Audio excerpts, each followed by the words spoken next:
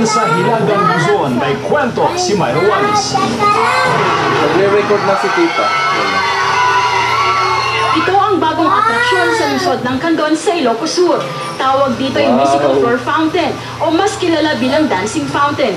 Tulad ito ng dancing fountain sa Las Vegas, Nevada, USA at Quezon City. Noong Biyernes, formal itong ipinakilala sa publiko at pinangalan ng Feria de Candon Fountain. Mabigyan ka ng buhay at blessing.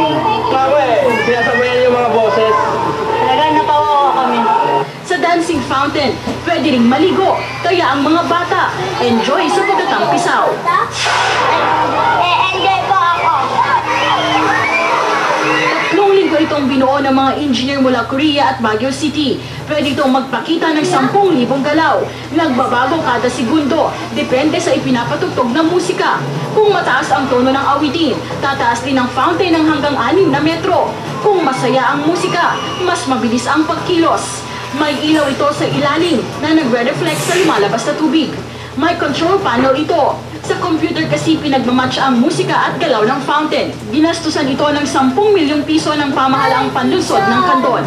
Ituloy lang ang palabas niya every night. Huwag lang masira. Kaya nga, one of my appeal to our townmates ay ingatan. Kasabay ng pagbubukas ng dancing fountain. Tampok naman sa konsyerto ang 71 taong gulang na pianista na si Minerva Singson, ina ni dating Congressman Eric Singson.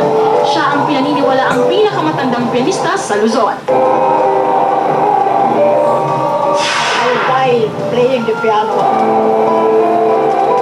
Myra Wallace, Patol na Pilipino. Siya, di ba? Sa kapatid.